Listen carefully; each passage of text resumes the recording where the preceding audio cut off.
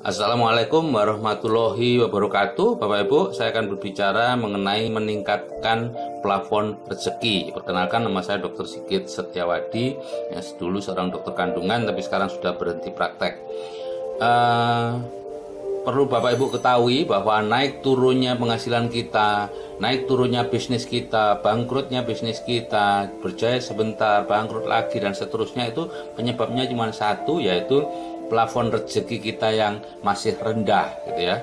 Karena plafon rezeki kita rendah, maka jatah kita atau takaran kita pun rendah, sehingga penghasilan kita pun akan dibuat rendah.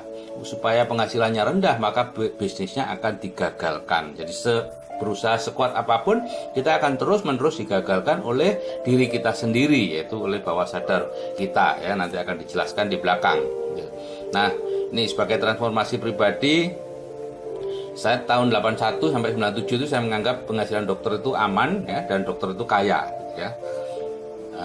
Sampai tahun 97 ketika saya selesai mendirikan rumah sakit, saya dipertemukan dengan 3 janda dokter yang jualan door to door, ya. Yang 2 datang ke rumah berturut-turut, satu jualan buku, satunya jualan asuransi, gitu ya, selisih 1 minggu, dan mereka mengatakan hal yang sama, yaitu setelah suaminya meninggal, anak-anak masih butuh dana, akhirnya mereka harus bekerja mencari uang, ya. Nah, saya baru tahu bahwa di situ saya tahu bahwa dokter itu tidak aman, ya. Aman hanya untuk dokternya, tapi untuk keluarganya sama sekali tidak aman. Bayangkan ibu-ibu tadi sudah cukup sepuh, gitu ya, sudah cukup tua, ternyata masih harus turun ke jalan. Bahkan yang di rumah sakit jualan baju ke bidan-bidan itu sudah 70-an tahun, gitu ya. Nah, kemudian saya melakukan penelitian kecil-kecilan di sekitar Malang dan Surabaya. Ternyata memang begitu. Biasanya dalam waktu 2 tahun setelah suaminya meninggal, keluarga dokter tadi sudah membutuhkan untuk menjual rumah, memperkecil rumahnya, gitu ya. Itu. Penyebab utamanya saya belum tahu, gitu ya. Nah, baru tahun 2000 saya tahu. Ternyata penyebabnya adalah seorang dokter itu penghasilannya aktif, ya, atau dia bekerja cari uang. Kalau nggak bekerja, dia juga nggak dapat uang. Jadi begitu meninggal, keluarganya tidak mendapatkan uang sama sekali. Nah, di situ juga dikatakan bahwa kondisi seperti saya yang merasa kaya itu ternyata miskin, karena saya masih harus terus bekerja keras untuk mempertahankan gaya hidup saya, ya. Jadi aman hilang, kaya pun hilang setelah lama 3 tahun ini. Nah, pada tahun 2004 sampai 2005, ya, tepatnya 2003, saya diajak oleh anak saya ke sebuah seminar, dan di situ saya melihat sebuah peluang bisnis, membangun aset, ya, dan saya melakukan itu. Ya. Saya melakukan itu, dan alhamdulillah tahun 17 Agustus 2005 saya bisa berhenti praktek karena sudah mendapatkan penghasilan yang lumayan besar dari bisnis dan aset yang saya bangun selama 2 tahun itu. Ya. Dan saya tidak lagi melanjutkan membangun bisnis itu, ya. Saya berganti kepada membangun aset-aset yang lain, ya. Nah, Bapak Ibu, kita ini harusnya kaya, Bapak Ibu, ya. Manusia diturunkan ke dunia bukan untuk bekerja keras mencari sesuap nasi, tapi untuk bisa hidup sejahtera, cerah, dan bebas merdeka, ya. Nah, jadi di Islam, agama saya Islam, jadi ada keteladanan di Islam, ya. Semua nabi dan rasul itu orang kaya, ya. Nabi Muhammad itu sangat kaya, ya. 4 sahabat utama Nabi dan 10 sahabat Nabi yang dijamin masuk surga orang kaya, kecuali Ali bin Abu Thalib. Islam masuk Indonesia dibawa saudagar-saudagar yang kaya. Ketua Wali Songo Maulana Maghribi adalah orang kaya. Pendiri NU dan Muhammadiyah juga orang kaya. Syarikat Dagang Islam adalah perkumpulan saudagar kaya. Jadi anunya kaya, teladannya kaya. Cuman problemnya anak-anak kita mendapatkan pelajaran tentang Islam dan kehidupan ini dari orang-orang yang belum kaya, yaitu para ustadz-ustadz yang masih menapak karir finansialnya, gitu ya. Sehingga mereka tidak berani mengatakan bahwa kita harusnya kaya, karena mereka belum kaya. Para ustadz-ustadz tadi belum kaya. Akhirnya yang diberikan contoh adalah kehidupan Nabi pada masa miskin, ya, sebentar, yaitu waktu setelah hijrah, ya. Kemudian juga sikap-sikap menghadapi kemiskinan itu yang dikeluarkan, padahal, dan akhirnya itu diserap oleh anak-anak kita bahwa miskin itu lebih mulia dibandingkan kaya. Itu yang berbahaya, Bapak Ibu, ya. Akhirnya jadilah apa yang disebut mental block kekayaan. Nah, kalau kita melihat profil orang kaya, ini ada 10 orang kaya di Indonesia ya, pola pikirnya itu sama, yaitu punya plafon rezeki yang tinggi, punya kecerdasan finansial yang tinggi, ya, itu orang kaya. Kemudian kemampuannya cuma dua, yaitu membangun jaringan dan membangun sistem, ya. Kalau kita meniru mereka, ya, karena hidup ini adalah peniruan, ya, semua yang kita lakukan sekarang ini, Bapak Ibu berjalan, berdiri, nulis, dan lain itu hanya meniru saja. Maka kalau kita bisa meniru, ya, kalau ingin menjadi orang kaya, kita perlu meniru pola pikir mereka dan kemampuan teknis mereka. Hanya itu aja, sederhana saja sebetulnya. Ya. Sekarang ini masalahnya kita meniru, yang kita tiru bukan orang-orang kaya, yaitu yang di sekitar kita, yang bekerja keras hanya untuk mendapatkan sedikit penghasilan. Itulah yang kita tiru. Nah, apa itu plafon rezeki, Bapak Ibu? Ya, plafon rezeki itu setiap orang itu punya plafon atau batas atas, ya, namanya plafon, batas atas. Kadang-kadang orang menyebutkan takaran, ya. Ada yang takarannya cuma setutup botol aqua, ada yang takarannya seember, ya. Itu mendirikan bisnis ya tentu berbeda, Bapak Ibu, ya. Kegagalannya juga berbeda, keberhasilannya juga akan berbeda walaupun bisnisnya sama, ya. Nah, plafon rezeki kita itu merupakan rata-rata plafon rezeki 6 orang yang paling mempengaruhi kita, ya. Ada yang mengatakan 5, ada yang mengatakan 10, ya silahkan saja, ya. Jadi penghasilan kita akan selalu berada di bawah plafon rezeki kita. Dan dengan kemauan pikiran sadar dan usaha keras, untuk sementara kita bisa meningkatkan rezeki di atas plafon. Tapi pikiran bawah sadar kita akan menariknya lagi ke bawah, Bapak Ibu. Pikiran bawah sadar sangat kuat, ya. Untuk meningkatkan penghasilan secara permanen, plafon rezekinya yang harus dinaikkan. Jadi bukan usahanya yang harus dinaikkan, bukan upayanya yang harus dinaikkan, tapi plafon rezekinya. Ya, sekarang banyak orang keliru, upayanya yang harus dinaikkan, ya, mencari cara ini, cara itu dan seterusnya, tapi tetap aja berulang, gagal, ya. Naik gagal, karena plafon rezekinya tidak diapa-apakan, ya. Nah, contoh ini deh. Seorang yang bergaul dengan lingkungan seperti ini, ya, 1 juta, 3 juta, 3,5 juta, 2,5 juta, 1,5 juta, ya. Mungkin orang ini tidak tahu secara sadar, tidak tahu penghasilan masing-masing, tapi secara bawah sadar dia tahu, ya, bawah sadarnya dia tahu dan berusaha menyesuaikan. Karena ada hukum yang namanya hukum kesesuaian, yaitu kita ini selalu berusaha menyesuaikan dengan lingkungan kita, gitu ya, supaya nyaman. Nah, kalau sehari-harinya seperti ini, ya, orang ini plafon rezekinya ya sekitar 3 jutaan aja, ya. Nah, kalau plafon rezekinya 3 jutaan seperti ini, penghasilannya dia ya kisaran itu sudah. Dapat pekerjaannya seperti itu, dapat menjalankan bisnis yang kecil-kecil aja yang terlihat, gitu ya. Bisnis yang besar enggak mau, ya. Diajak bisnis ini, ya, enggak dan sebagainya, seperti kata Jack Ma itu, ya. Nah, bisa saja naik sebentar karena mungkin diajak temennya yang punya plafon tinggi dan lain-lain, tapi akhirnya tetap ditarik turun lagi ke bawah, ya. Satu-satunya cara adalah plafonnya yang harus dinaikkan, ya. Nah, ini jadi Bapak Ibu, kalau kita bicara tentang plafon rezeki, itu semuanya berawal dari pikiran, gitu ya. Pikiran kita itu muncul dalam bentuk perkataan, ya, dan dalam bentuk tindakan. Tindakan yang berulang-ulang akan jadi kebiasaan yang terus-menerus dilakukan akan jadi karakter, dan karakter inilah yang akan menjadi nasib kita. Jadi Bapak Ibu, nasib Bapak Ibu sekarang bukan takdir Bapak Ibu, ya. Apapun yang terjadi Bapak Ibu sekarang, apakah masih di bawah jembatan atau apa, itu bukan takdir Bapak Ibu. Nasib Bapak Ibu hanyalah hasil dari cara berpikir Bapak Ibu 5-10 tahun yang lalu. Hanya itu. Kalau Bapak Ibu ingin berubah nasibnya 5-10 tahun yang akan datang, maka Bapak perlu merubah pola pikir sekarang, ya. Salah satunya adalah plafon rezeki, ya. Jadi pikiran inilah yang Bapak Ibu yang akan selalu menuntun kita, ya. Contoh nih, mereka yang saya dulu misalnya, pola pikir saya tentunya dulu tidak terlalu senang dengan uang, dalam arti bawah sadar saya mungkin membenci uang, ya, sehingga saya merasa tersinggung kalau dikatakan mengejar uang. Sehingga saya bicaranya pun selalu menghindari uang. Yang saya bicarakan itu kedokteran, ya, teknik pengobatan, ilmu ini, ilmu itu dan sebagainya. Kecuali satu, yaitu uang. Uang tidak pernah dibahas. Ternyata Bapak Ibu, orang yang tidak pernah membahas uang tidak akan didatangi oleh uang. Dia yang harus terus-menerus mengejar uang. Nah, itu rahasianya ternyata. Mereka yang terus berbicara tentang uang kesehariannya, ya, keuntungan, cash flow dan lain-lain, mereka dengan mudah menerima uang karena uang suka kepada dia. Jadi kita ini terhubung ternyata Bapak Ibu, yaitu yang disebut dunia kuantum ya, dunia di mana kita satu sama lain terhubung termasuk uang. Uang merasa disukai, maka uang akan datang pada diri kita.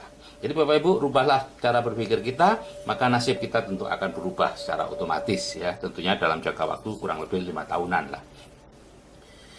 Jadi siapa kita sebenarnya ya? Ini, kondisi kita sekarang ini butuh uang dan ingin kaya. Ini pikiran sadar Bapak Ibu, karena kebutuhan memang seperti itu gitu ya. Cuman yang 90% ya, pikiran sadar kita hanya 10%, yang 90% justru tidak ingin uang. Ya, ada kepercayaan-kepercayaan salah tentang uang dan kekayaan yang kita bawa sejak kecil ya.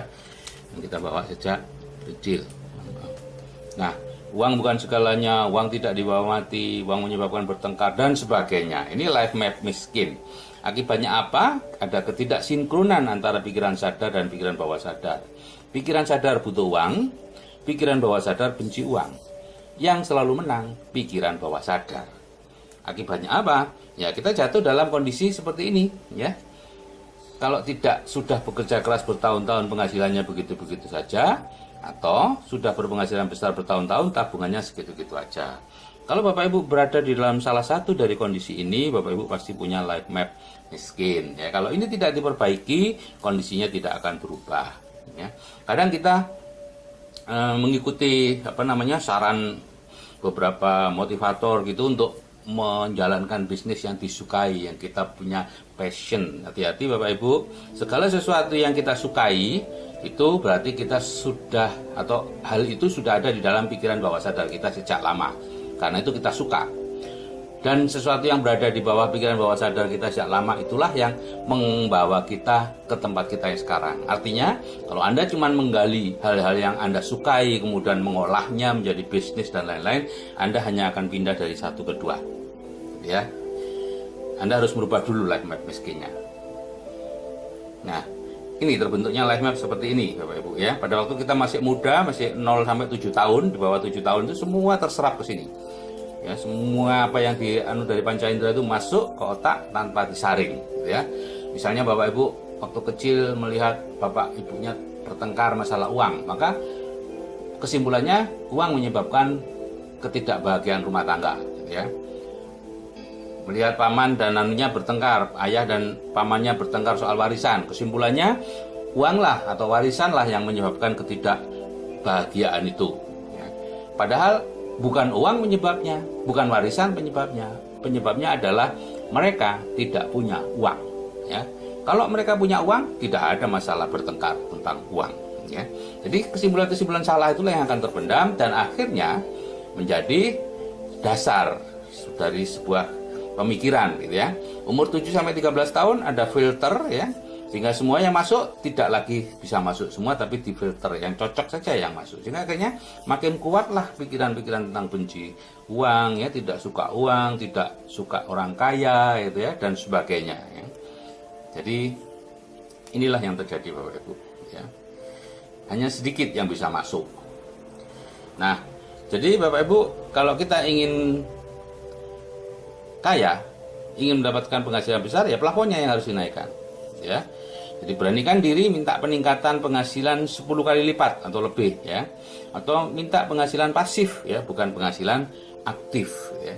Nah, kabar buruknya kalau ini Bapak Ibu lakukan sendiri, biasanya kenaikan itu hanya bisa 30%.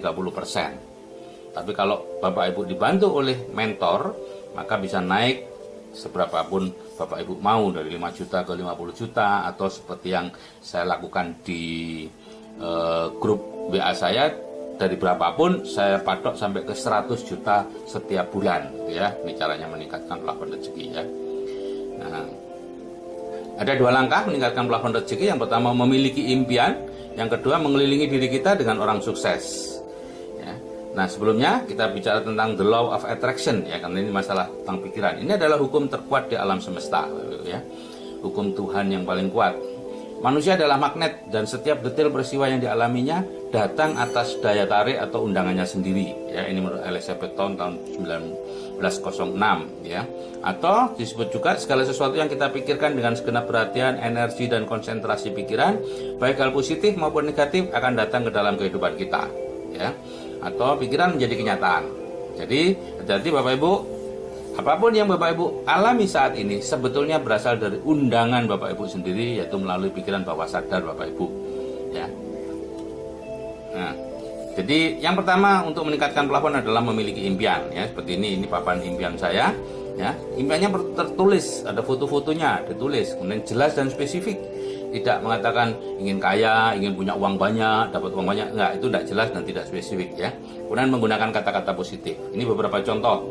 Saya dalam proses memiliki 400 ekor sapi, berharap memiliki 20 hektar kebun, ya, punya penghasilan pasif 50 juta per bulan. Gitu ya, ini contoh-contoh saja. Ya. Yang penting adalah ini, sebagai ukuran adalah kemampuan pihak yang kita mintai, yaitu Tuhan. Artinya, buatlah impian setinggi mungkin. Proses permintaan seperti ini Bapak Ibu dari pikiran sadar kita ya, yaitu keinginan-keinginan tadi kita masukkan ke pikiran bawah sadar yang 90%, kemudian dari sini ke Tuhan, ke Allah atau ke semesta, terserah mana yang dipercayai ya. Dan yang dari pikiran bawah sadar ke Tuhan ini otomatis terus-menerus seperti ini ya. Ini istilahnya suprasadar gitu ya. Otomatis yang di sini yang susah. Ya, pikiran sadar ke pikiran bawah sadar ini yang tidak mudah, sehingga banyak impian gagal karena gagal memasukkan ke pikiran bawah sadar gitu ya. Nah, cara memasukkan ke pikiran bawah sadar itu seperti ini, pengulangan ya, sesuatu yang diulang-ulang akhirnya akan masuk juga gitu ya.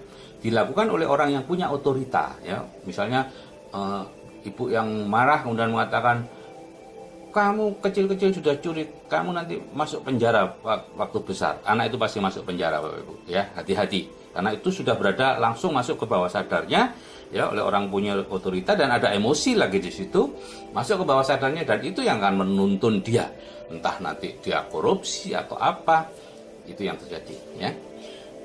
Atau 30 menit sebelum dan sudah tidur, ini yang terbuka secara otomatis ya. Makanya orang tahajud itu biasanya permintaannya diperoleh karena ya ini tadi 30 menit sebelum dan sudah tidur, dan dengan meditasi atau dengan hipnosis. Nah, saya memiliki yang disebut ya saya anggap senjata rahasia untuk meningkatkan plafon secara cepat, hanya dalam waktu 21 hari. Biasanya itu butuh waktu cukup lama gitu ya, tahunan untuk meningkatkan plafon itu. Nah, saya punya grup WA Building the Dream Bapak Ibu. Sekarang sudah ada 12 grup yang saya bina ya. Di situ saya men-sharingkan 2 audio hipnoterapi. Yang pertama, memiliki penghasilan pasif 100 juta per bulan dan kehidupan dengan penghasilan pasif 100 juta sebulan, yang perlu didengarkan selama 21 kali dan insya Allah akan menaikkan plafon Bapak Ibu. Dan itu sudah saya buktikan dengan testimoni mereka, yaitu mereka dianggap aneh oleh lingkungannya gitu ya, setelah mendengarkan ini sekian lama ya. Kemudian saya tes dengan beberapa pertanyaan tertentu, plafonnya memang naik. Nah, kalau kita sudah punya impian yang jelas Bapak Ibu, maka untuk menuju ke arah impian, misalnya penghasilan sudah 100 juta di plafon kita ya, maka tergantung, kalau kita mengikuti mentor ya, maka langsung gitu ya menuju ke impian dengan cara-cara yang disarankan oleh mentor gitu ya. Kalau kita memakai cara kita sendiri, biasanya siksak karena ada pikiran-pikiran sadar kita yang membelokkan gitu, merasa enggak begini, enggak bagus, tapi akhirnya tetap aja mencari jalan bisa mencapai impiannya gitu ya. Cuman lebih lama tentunya dibandingkan ini gitu ya.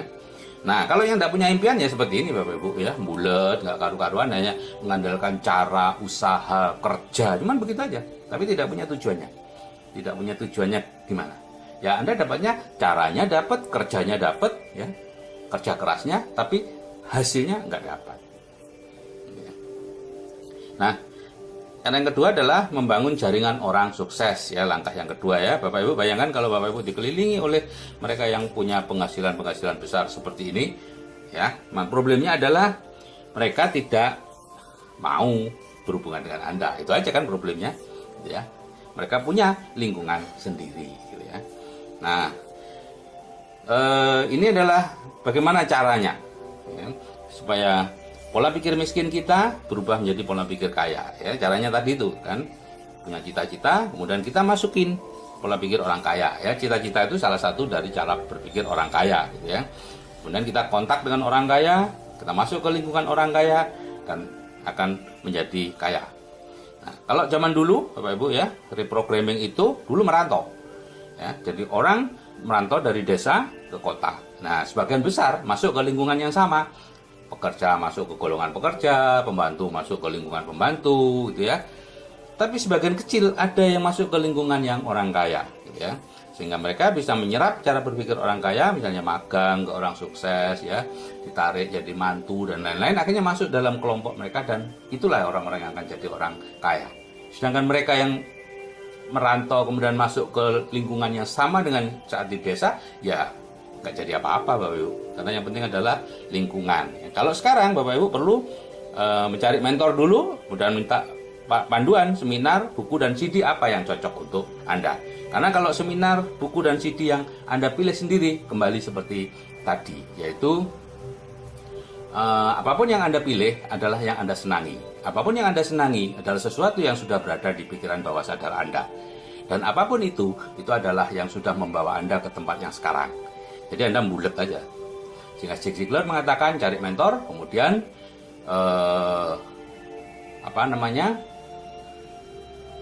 lakukan hal-hal yang tidak Anda senangi yang ditunjukkan oleh mentor dan belajarlah untuk menyenangi. Ya, semakin Anda tidak menyukai hal-hal yang ditunjukkan mentor, semakin perlu Anda untuk melakukannya. Karena apa?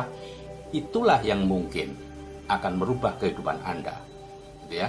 Itulah yang selama ini tidak ada di dalam pikiran bawah sadar Anda. Dan itulah yang selama ini tidak bisa menuntun Anda karena memang tidak ada di situ. Ya, ada mentor, tunjukkan sesuatu yang tidak Anda sukai, lakukan. Dan belajarlah menyukai. Anda akan sukses. Kalau enggak, ya enggak apa-apa. Gitu kan? Itu kan kehidupan Anda, suka-suka Anda aja. Gitu ya. Nah, jadi Bapak Ibu, ini adalah peregangan. Ya.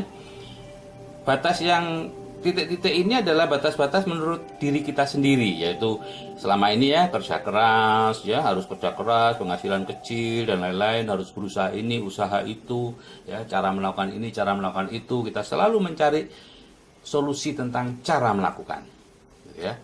Padahal itu tidak penting, cara itu urusannya Tuhan, urusannya Allah. Yang penting tujuannya apa dulu, caranya beliau yang akan mencarikan, gitu, Allah yang akan mencarikan. Dunia akan membuka satu demi satu kalau Anda memang sudah punya tujuan.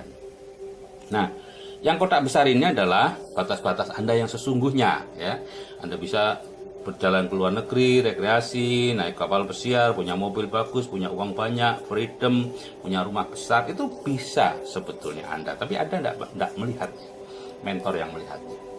Maka biarlah mentor meregangkan Anda. Kalau Anda mau cari mentor, kemudian regangkan atau biarkan dia meregangkan Anda. Diregang itu sakit, sehingga Anda sering rasanya menolak, kok begini, kok begitu, ikuti saja. Ya, itu rahasia yang disebut di agama mengalahkan diri sendiri. Nah, Bapak Ibu, kalau saya yang sudah berumur saja bisa merubah diri saya, ya, dari pola pikir miskin zaman saya dokter ke pola pikir yang ya alhamdulillah agak kaya lah begitu, gitu ya. Maka saya pikir Anda pasti bisa. Dan saya melakukan perubahan ini pada usia 50 tahun, ya, 50 tahun ya, sekitar 50 tahun. Sehingga saya merasa sudah terlambat sebetulnya. Karena itu saya kalau melihat anak-anak muda rasanya ingin sekali untuk memberitahu, Anda tidak perlu lama-lama bekerja. Jangan terlalu lama jadi budak uang, slave of money. Kehidupan diatur oleh uang. Kalau punya uang banyak, hidup mewah, punya uang sedikit, hidupnya biasa-biasa saja. Ada penghasilan di sana dengan uang besar, dikejar. Semua dihubungkan dengan uang, walaupun tidak diakui. Coba segera jadi master of money, ya, yaitu menjadi majikannya uang. Uang yang Anda atur, bukan uang yang mengatur hidup Anda.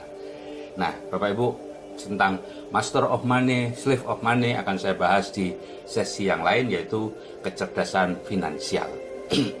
Oke, salam dari saya, Sigit Setiawadi, dan saya berharap Anda juga sukses. Akhiri, wassalamualaikum warahmatullahi wabarakatuh.